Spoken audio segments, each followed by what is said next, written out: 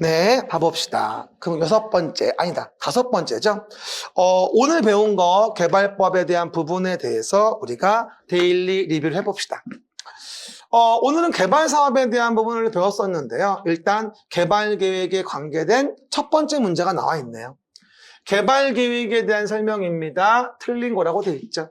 첫 번째, 잘 상상을 해봐요. 무조건 그냥 외우려고 하지 말고. 그러면 자연 녹지 지역이라고 해요. 그럼 자연 녹지 지역은 그림책의 39페이지 왼쪽 메뉴에 있듯이 녹관 농자는 복잡하지 않은 곳이에요.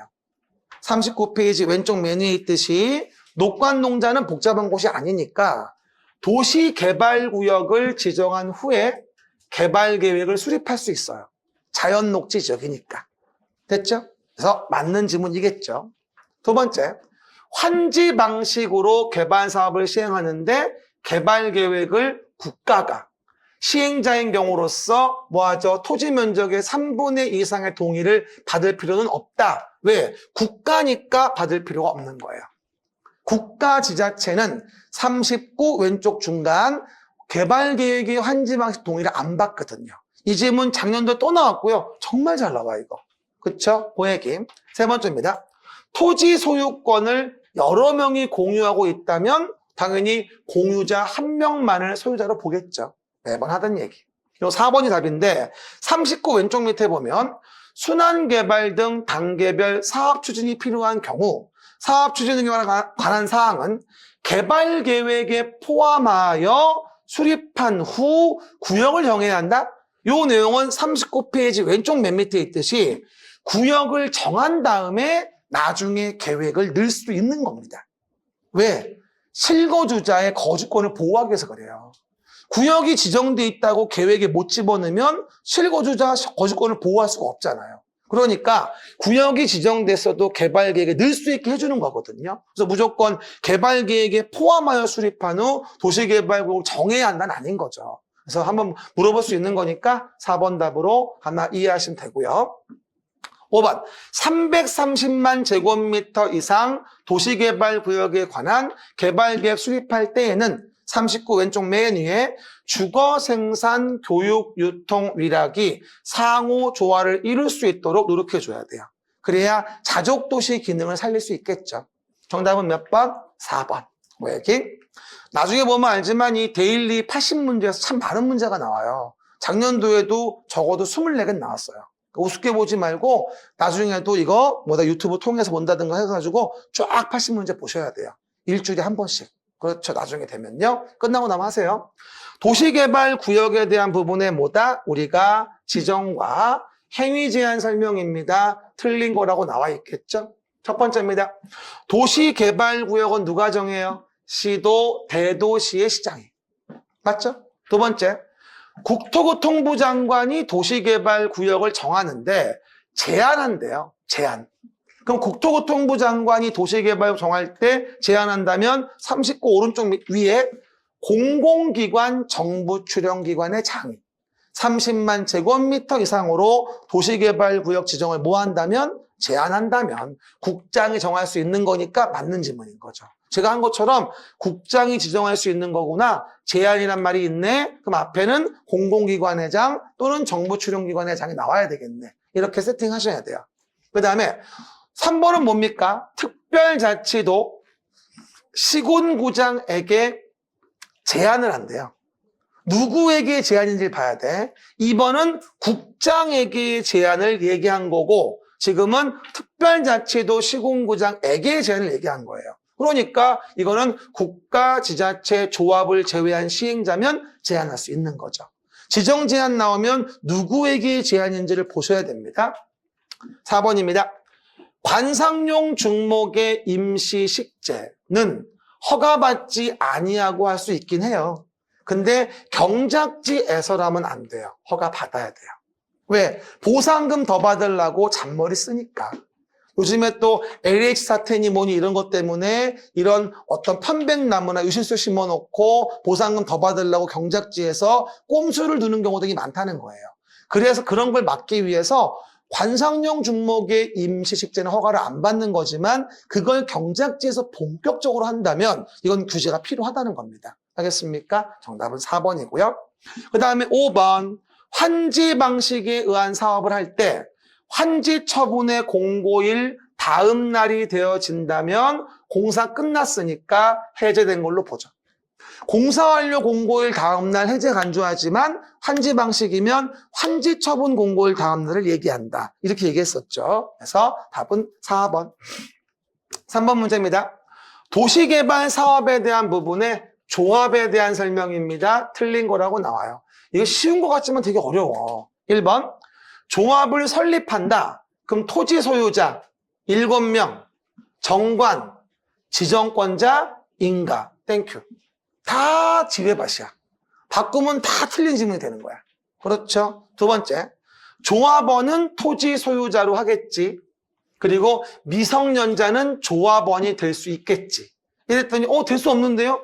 임원이 될 수 없지. 조합원은 될 수 있지. 그러니까 참 많이 속여 이 질문. 주의하셔야 돼. 맞는 질문이야. 그리고 임원은 의결권을 가진 조합원이어야 하고 정관으로 정하는 바에 따라 총회에서 선임하겠지. 임원 선임은 중요한 거라 대행이 안 돼. 총회 해야지. 알겠습니까? 그 정도 이해하시면 되고. 그 다음에 4번 질문 보면 41페이지 보고 있는 거죠. 41페이지 오른쪽 위. 의결권을 가진 조합원 수가 80인인 조합은 총회 권한 대행하기 위해서 대의원에 들 수 있다. 또 이랬더니 50인 이상인데요. 그러니까 맞아요. 80인이면 50인 이상 됐으니까. 이런 것 좀 이제 그만 틀립시다. 초보도 아니고, 그죠? 중급인데 이제. 그 다음에 41페이지 오른쪽 메뉴에 보면 청산금의 징수교부를 완료한 후 조합을 해산한답니다. 그럼 청산금의 징수지급을 완료한 후 해산이면 금전지급 다 끝난 거잖아요. 그러면 총회할 이유가 없어요. 41 오른쪽 맨 위에 청산금의 징수지급을 완료한 후에 해산은 총회하지 않는다는 점 한 번 더 기억합니다. 이거 아직 안 나왔어요. 그렇죠? 왜 안 나오는지 모르겠어. 봐야 하는데. 됐고. 4번입니다. 실시계획 문제가 나오네요. 40페이지 오른쪽 위에 실시계획 40페이지 오른쪽 위에 설명으로 틀린 거. 시행자는 도시개발 사업의 실시계획을 만듭니다. 그리고 두 번째, 실시계획에는 뭐가? 지구단위 계획을 포함하여야 한다. 40페이지 오른쪽 위에. 할 수 있다가 아니야, 없다가 아니고. 답은 2번. 두 번째, 실시계획은 개발계획이 밑에 있으니까 개발계획에 부합하게 실시계획은 만들어줘라. 땡큐. 실시계획은 지정권자인 시행자를 제외하면 지정권자 인가를 받아야 되고. 작년 문제였죠. 실시계획을 고시한 경우 종전의 도시관리 계획과 저촉되는 사항이 있다라고 한다면 뭘로? 실시계획에 고시된 내용으로 변경된 것으로 본다. 그래야 개발 사업의 의미가 있지. 종전 걸로 간다면 사업의 의미가 없지. 알겠습니까? 그 정도. 그 다음에 5번입니다. 도시개발 채권. 요번에 상당히 유력하죠. 에버바리 도시개발 채권. 틀린 것은입니다. 첫 번째, 지방공사인 시행자는 토지 소유자가 원하면 매수대금의 일부를 지급하기 위하여 지방공사는 공공이니까 보증 필요 없이 조성된 토지 건축물로 상환하는 채권을 발행할 수 있다. 땡큐. 지방공사는 공공이니까 보증 안 받지. 하지만 뭔 받아야지? 승인은 받아야 돼. 승인권자가 아니니까. 어쨌건 맞는 얘기. 그리고 토지 상환 채권으로 상환할 토지 건축물은 당해 도시개발 사업으로 조성되는 분양 토지 건축물이 얼마? 2분의 1을 초과하면 안 되지. 44 정 가운데 있지. 44 정 가운데. 3번. 시행자는 토지상환 채권을 발행하려면 지정권자 승인을 받아야 되고 토지상환 채권의 이율은 시행자 발행이니까 발행자가 이율을 정합니다. 그리고 주의할 건 토지상환 채권은 질권의 목적으로 할 수도 있는데 토지상환 채권은 효율적인 토지 등의 매수대금 보상을 위해서 질권의 목적으로 해서는 아니 되게 뭘 아니 돼. 된다니까. 뭐라고? 44 정 가운데. 토지상환 채권을 담보로 질권 설정할 수 있고 그 경우 질권자는 질권자의 성명서를 채권원부에 기재해줘야 되고 그러면 대항할 수 있는 거고. 알겠습니까? 그런 얘기. 답은 5번. 6번도 중요하죠. 도시개발 채권 설명 틀린 거.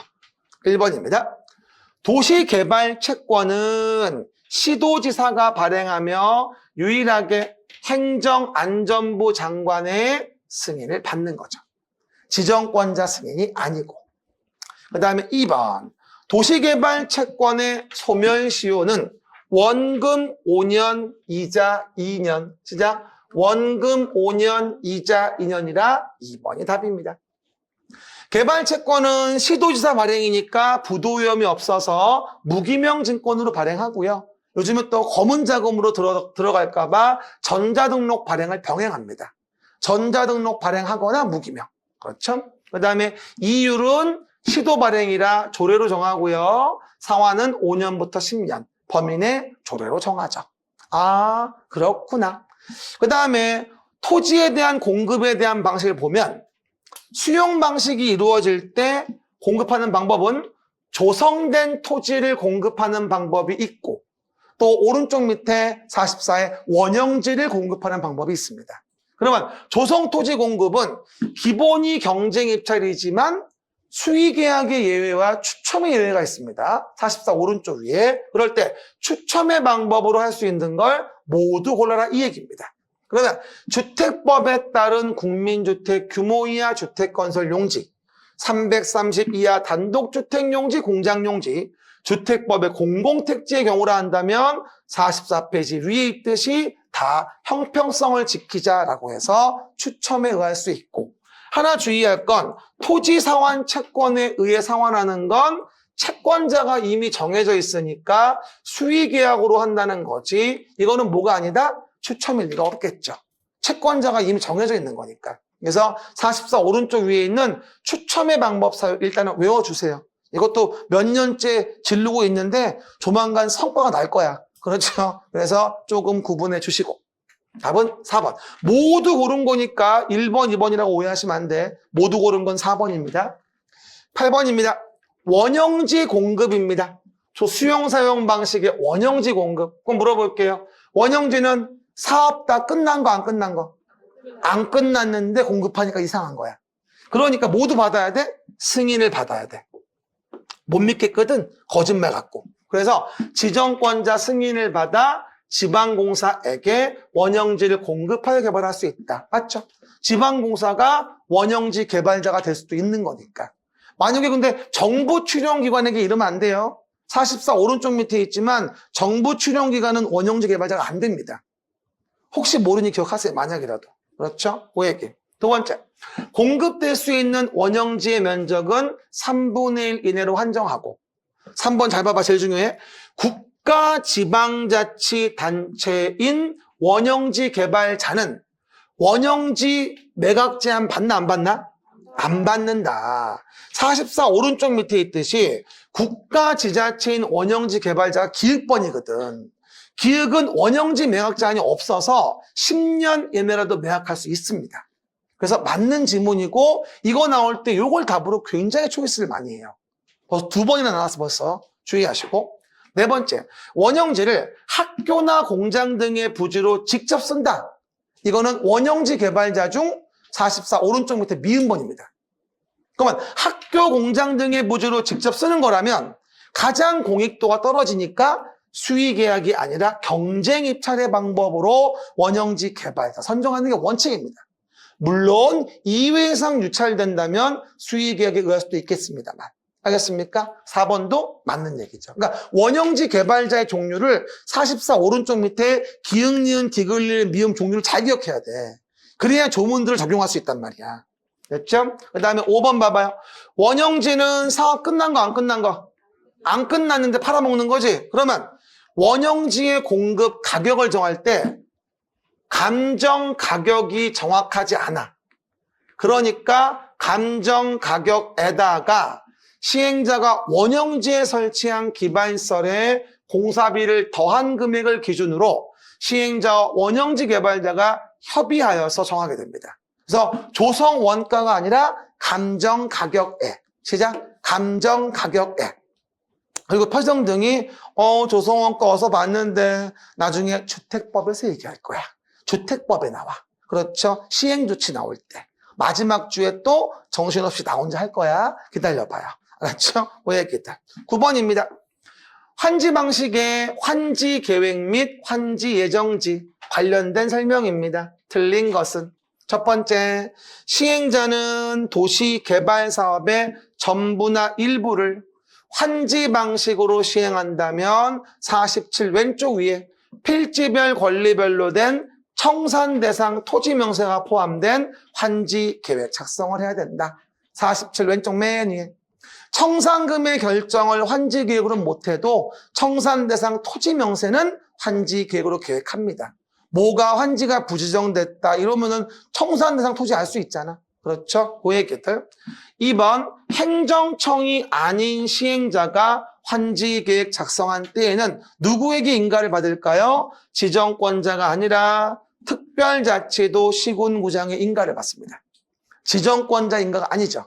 47 왼쪽 맨 위에. 그 다음에 4번 지문. 3번 지문이구나.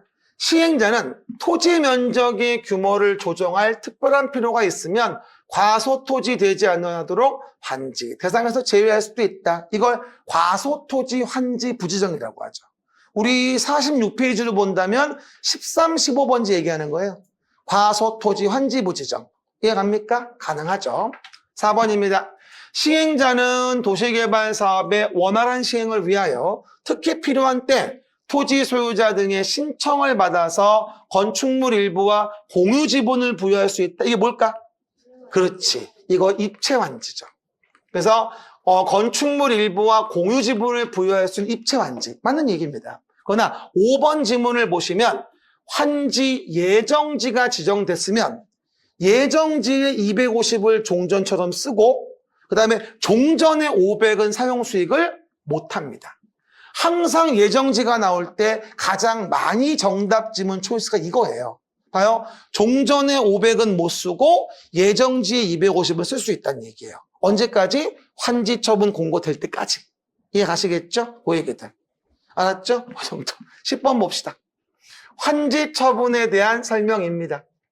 여러분 지금 표정이 그래요. 무슨 말을 내가 하면 그냥 정신은 없어. 아직 멀었니? 다 했어. 뭐라고요? 10번. 환지 처분이야. 표정이 딱 그래 지금. 뭐 백색 소음 듣는 것 같아. 봐봐요. 틀린 거. 첫 번째. 환지 계획에서 정하여진 환지는 바꿔받는 땅이 환지지. 환지는 환지 처분 공고된 날 다음 날 종전 토지로 본다. 그러니까 환지가 종전 토지화 된 거야. 권리가 넘어왔다는 얘기지. 다음 날. 시작. 다음 날. 발생은 다음 날, 소멸은 끝나는 때. 47 오른쪽 위에. 됐죠? 그 얘기. 환지 계획에서 환지를 정하지 아니한 종전 토지에 있던 권리는 환지 처분이 공고된 날이 끝나는 때 소멸. 소멸은 끝나는 때, 발생은 다음 날. 시작. 소멸은 끝나는 때, 발생은 다음 날. 또 3번 47 오른쪽 끝에 행사할 이익이 없어진 지역권은 환지 처분 공고된 날이 뭐하는 때? 끝나는 때 소멸된다. 뭐 말해? 끝나는 때 소멸. 소멸이니까 끝나는 때죠. 게다가 이미 처분된 채비지. 언제 이미 처분됐다고? 환지 예정지가 지정돼서 채비지를 이미 처분했다면 그 채비지를 산 자는 환지 처분으로 얻은 게 아니야. 그 전에 이미 얻은 거잖아. 그래서 소유권 이전 등기를 마친 때 취득해. 그러니까 채비지 나오면 그냥 채비지인지 이미 처분된 채비지인지 구분을 해야 돼. 아셨죠? 그 정도. 그 다음에 5번. 시행자는 다른 등기 신청이 없는 경우에는 가로해봐. 다른 등기 신청이 없는 경우에는 환지 처분 공고 후 뭐하죠? 30일 이내 등기소의 등기를 촉탁 신청해야 한다. 맞는 것 같지만 틀렸죠. 왜? 다른 등기 신청이 없는 경우에는 라는 말은 다른 등기가 우선이란 얘기야. 아니지. 다른 등기는 제한돼. 환지 등기 될 때까지는. 그러니까 가로한 내용은 틀린 거고 그리고 등기할 때 14일 내 등기하는 거지 30일 내 등기 아니야. 그렇죠? 환지 등기될 때까지는 다른 등기는 제한하는 거야. 물론 확정일자 서류가 있으면 관계없지만 그건 아주 예외적인 거고. 알겠습니까? 정답은 몇 번? 5번이다. 이래서 오늘 또 배운 것들 쫙 한번 리뷰해 봤어요. 오늘도 고생하셨습니다. 다음 주에 뵐게요. 감사합니다.